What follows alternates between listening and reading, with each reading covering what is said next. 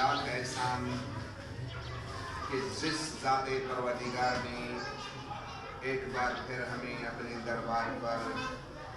دروازے پر بلانے کی استطاعت بخشی، اور ہم شکر ادا کرتے ہیں اس ذات پروردگار کا جس نے کچھ لمحات زندگی عطا کر کے اور روز جمعہ جیسا بابرکت دن نصیب کیا، یہاں تک کہ جو روایات میں ملتا ہے اگر تمہاری دعائیں قبول نہ ہوتی ہوں تو جمعے کے دن تک صبر کیا کریں۔ جس طرح حضرت یعقوب علیہ السلام جب ان کے بیٹوں نے اشتباہ کی تھی، غلطی کی تھی کہ حضرت یوسف کو کنویں میں دھکیلا تھا، اور معافی مانگنے کے لیے اس کے بیٹے آئے کہ بابا ہم آپ سے معافی طلب کر رہے ہیں، اللہ سے بھی معافی طلب کر رہے ہیں کہ ہم جو ہے جھوٹ بول کے آئے اور یوسف کو ہم نے کنویں میں پھینکا تھا، یوسف کو ہم نے کنویں میں پھینکا تھا اور ہمیں معافی چاہیے، ہم معافی مانگنا چاہتے ہیں۔ تو حضرت یعقوب علیہ السلام نے کہا کہ کچھ دن صبر کرو، کیونکہ وہ دن ایسے تھے کہ حضرت یعقوب نے کہا کہ جمعے کے دن تک صبر کرو تاکہ تمہاری دعائیں اور تمہارا استغفار اللہ جل قبول کرے گا۔ صلوات پڑھیں محمد وآلہ۔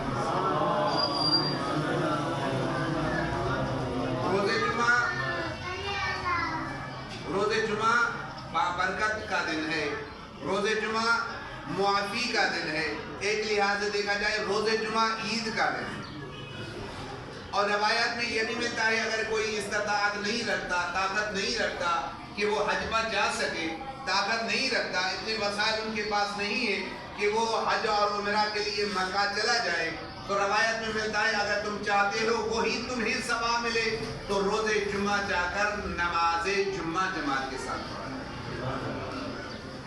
تو کتنا یقین مانیں یہ جمعے کی اہمیت کتنی ہے، اور جمعے کی اہمیت کے لیے تو کسی دن کے لیے قرآن کی کوئی آیت نازل نہیں ہوئی، لیکن روز جمعہ اتنا بابرکت دن ہے کہ اللہ نے پوری سورہ جمعہ کے لحاظ سے نازل کی، اور یہاں تک قرآن میں ارشاد آیا کہ یا ایھا الذین آمنوا اذا نودی للصلاۃ من یوم الجمعۃ فاسعوا الی ذکر اللہ وذروا البیع، کہ روز جمعہ کے لیے کہ اے ایمان والو جب بھی تمہیں نماز جمعہ کے لیے بلایا جائے فاسعوا الی ذکر اللہ، تو دوڑتے چلے آؤ الی ذکر اللہ وذروا البیع، جو بھی کاروبار تم کر رہے ہو، جو بھی نوکری کر رہے ہو اس کو ترک کر دو۔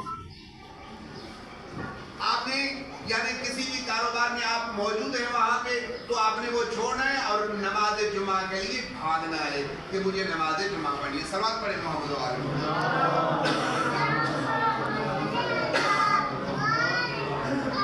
تو واقعا اور جمعہ کی اہمیت کے لیے اس سے اتنا نہیں ہے۔ وَذَرُوا الْبَيْعَ ذَلِكُمْ خَيْرٌ لَكُمْ إِن كُنتُمْ تَعْلَمُونَ، یہ تمہارے لیے اگر تم جانتے ہو یہ تمہارے لیے بہترین عمل ہے۔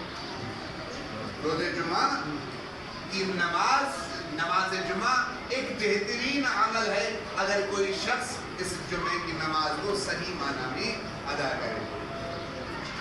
لیکن بارہا کئی بار میں آپ لوگوں کی خدمت میں، آپ مومنین کی خدمت میں یہ عرض کرتا آ رہا ہوں کہ نماز کو عادت نہ بنائیں، نماز ایک عبادت الہی ہے، نماز ایک عبادت الہی ہے، نماز یہ نہیں ہے کہ ہم نے قیام کیا، رکوع کیا، سجود کیا، یہ اس کو عبادت نہیں کہتے ہیں۔ نماز دراصل ایسی عبادت ہے کہ بندہ جان لے، میں نے کچھ جمعے پہلے بھی میں نے کہا تھا کہ اللہ اگر کسی نبی سے راضی ہوتا ہے، توجہ کیجیے گا، اللہ اگر کسی نبی سے راضی ہوتا ہے تو اپنی ملاقات کرنے کے لیے کسی کو کوہ طور پر بلاتا ہے تو کسی کو سدرۃ المنتہا ساتویں آسمان پر بلاتا ہے۔ نبی سے اگر راضی ہوتا ہے تو اپنی زیارت کروانے کے لیے، اپنے ساتھ ہم کلام کروانے کے لیے کسی کو کوہ طور پر بلاتا ہے تو کسی کو سدرۃ المنتہا پر بلا کر حضرت محمد مصطفیٰ سے ملاقات کرتا ہے۔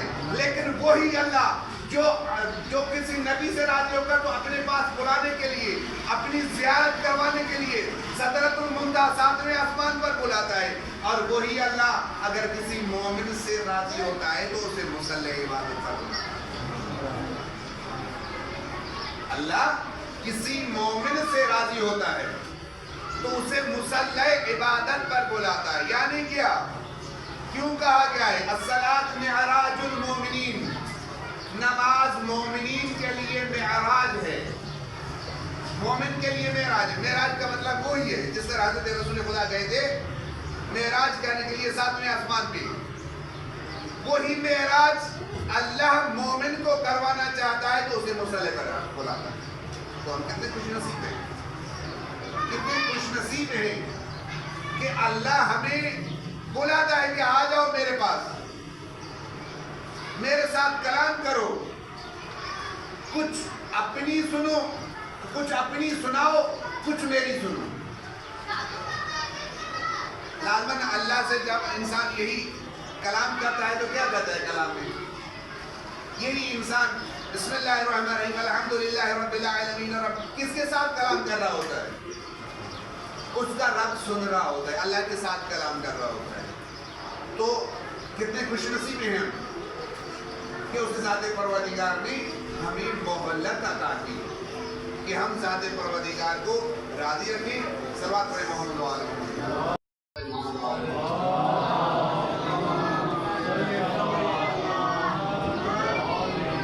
ہمیں چاہیے اسی ذات پروردگار کی عبادت کے ساتھ اطاعت بھی کریں. جس طرح میں نے پچھلے جمعے میں عرض کیا تھا کہ وہ عبادت نہیں ہے جو اطاعت کے بغیر ہو. اور اطاعت کیا ہے؟ جس کے کرنے کا اللہ نے حکم دیا ہے اس پر عمل کرو، اور جس سے روکنے کا حکم دیا ہے اسے رک جاؤ. یہی اطاعت ہے. تو ہمیں چاہیے عبادت کے ساتھ اطاعت بھی ہمیں کرنی چاہیے، کیونکہ وہ ایک ہی ہے کہ جس نے پوری کائنات چلائی. اور اللہ کی ذات اس سے بڑھ کر کیا ہم بتائیں؟ سیرت معصومین میں اس سے بڑھ کر کیا ہمیں ملتا ہے؟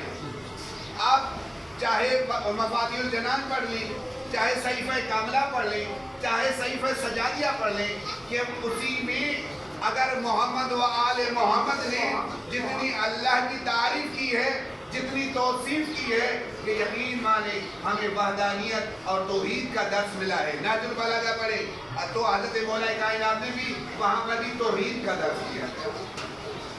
اور توحید کا مطلب یہی ہے کہ اللہ ہی ہے اور کوئی نہیں، اللہ کے علاوہ اور کوئی نہیں ہے. چاہے وہ ذاتی ہو، چاہے صفاتی ہو، چاہے اعمالی افعالی ہو، لیکن اللہ ہر صفات میں وحدہ لا شریک ہے.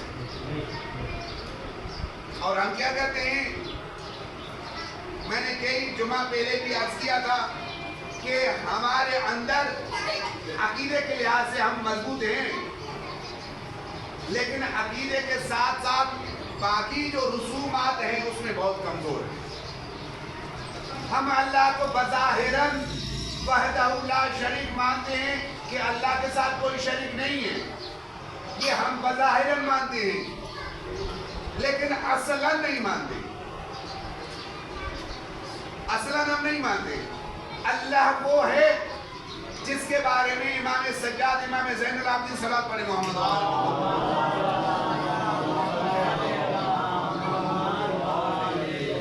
امام زین العابدین نے ارشاد فرمایا پروردگار تو وہ ہے جس کو زندگی دے اسے کوئی مار نہیں سکتا. دعائے اس میں مفاتیح الجنان میں یہ دعا موجود ہے. پروردگار تو وہ ہے جسے آزاد کرے اسے کوئی قید کر نہیں سکتا. پروردگار تو وہ ہے جسے رزق دے اسے کوئی بے روزگار نہیں بنا سکتا. جسے تو مار دے اسے کوئی جیا نہیں سکتا، کوئی زندگی نہیں دے سکتا. پروردگار تو وہ ہے جسے تم قید کرے اسے کوئی آزاد نہیں کر سکتا. جسے تو آزاد کرے اسے کوئی قید نہیں کر سکتا. تو وحدہ لا شریک ہے. تو ان اللہ علی کل شیء قدیر ہے. تو عزیزان گرامی، یعنی ہر چیز اسی ذات پروردگار کے بارگاہ میں ہے کہ ہر چیز اللہ کے ہاتھ میں اور کسی کے ہاتھ میں نہیں. تو ہمیں سب سے پہلے اپنے عقائد کو مضبوط رکھنا ہے. ہمارے عقائد، کیونکہ کئی سال ہم ہندوؤں کے ساتھ رہ چکے ہیں. پاکستان آزاد سے پہلے ہم انگریزوں کے ساتھ بھی تھے اور ہندوؤں کے ساتھ بھی تھے، اور ان کے عقائد ابھی تک ہمارے اندر موجود ہیں، چاہے وہ تاریخ اسلام میں ہو یا بظاہراً، لیکن وہ عقائد ابھی تک ہمارے اندر پائے جاتے ہیں، وہ رسومات ابھی تک ہمارے اندر پائے جاتے ہیں، ان کو کون دور کرے گا؟ اور اگر کوئی عالم آ کے وہی حقائق یہاں پر بیان کرے کہ یہ آپ جو کر رہے ہیں یہ اسلام نہیں ہے، یہ اسلام نہیں، توجہ کیجیے گا، یہ اسلام نہیں ہے، یہ رسومات ہے، اور یہی انگریزوں کی چالاکی تھی اور ہٹلروں کی چالاکی تھی، جو کچھ رسومات ہمارے اندر آج بھی پائے جاتے ہیں، تو پھر اس مولانا کو ہم دوبارہ انکار پر نہیں بولا، کیونکہ وہ حق نہیں کیا۔ اور پھر کہتے کیا ہیں، بسم اللہ، کہتے کیا ہیں، بلا معذرت کے ساتھ یہ آپ ہٹا نہیں سکتے، کیوں؟ کیونکہ ہمارے آباء و اجداد یہی کرتے آئے ہیں۔ ایک علاقہ تھا جہاں پر میں تقریباً کافی عرصہ رہا ہوں اور جو میں نماز پڑھاتا تھا، تو وہاں ہوتا کیا تھا کہ اگر بچی کا رشتہ ہو جائے اور نکاح جب ہوتا تھا تو وہ بچی سے پوچھتے نہیں تھے، وہ بچی سے نہیں پوچھتے تھے جس طرح ہم پوچھتے ہیں، یا آدمی دن کوئی جاتا ہے پوچھنے کے لیے فلاں بیٹا فلاں جو ہے نا آپ نے شوہر تسلیم کیا، شوہر قبول کیا شریعت محمدی کے مطابق، اور یہ پوچھ لیتے ہیں نا ہم اپنی بچیوں سے جو نکاح کرواتے ہیں، تو وہاں پر نہیں پوچھا کرتے تھے۔ اسی لڑکی کے نزدیک ایک نامحرم بندہ بٹھایا جاتا تھا، ایک نامحرم، اور جب مولانا کسی وکیل کو بھیجتا یا جو شاید یا خود مولانا چلا جاتا تو بچی سے نہیں پوچھ جاتا۔ اب یہ میرے جانے سے پہلے یعنی 30-25 سال پہلے یہ رسومات چلتی آ رہی تھی۔ میں جیسے مجھے وہاں پر بولا گیا، میں گیا ادھر اور کافی عرصہ میں نے وہاں تبلیغ کی، مجھے تو اتنا معلوم نہیں تھا، جب مجھے نکاح کے لیے بلایا گیا تو مجھے یہ کہا کہ وہاں پر یہ شخص بٹھایا گیا اور مجھے کہا کہ آپ خود جائیں اور دو شاہد اپنے ساتھ لے کے میں گیا ہوگا، تو بچی سے جب پوچھنے لگا تو مجھے کہنے لگا کہ آپ بچی سے نہ پوچھیں، کیوں؟ کہا یہ مرد بیٹھا نہیں، اس سے پوچھیں۔ میں نے کہا نکاح اس کا ہو رہا ہے کیا؟ نکاح اس کا تو نہیں ہو رہا، نکاح بچی کا ہو رہا ہے، میں نے بچی سے پوچھنا ہے۔ اچھا جب نکاح، جب میں نے جیسا میں نے نکاح پڑھ لیا، بچی سے پوچھ لیا، جب میں واپس آیا تو ویسے ہی نکاح سے پہلے میں نے پوچھا ان سے کہ یہ کیا، مجھے تھوڑا بتائیں تو صحیح بات کیا ہے، آپ اس بچی کے ساتھ نامحرم کیوں بیٹھا کے بیٹھے ہیں؟ کہا اس لیے کہ ہم غیرت مند ہیں، ہم غیرت مند ہیں۔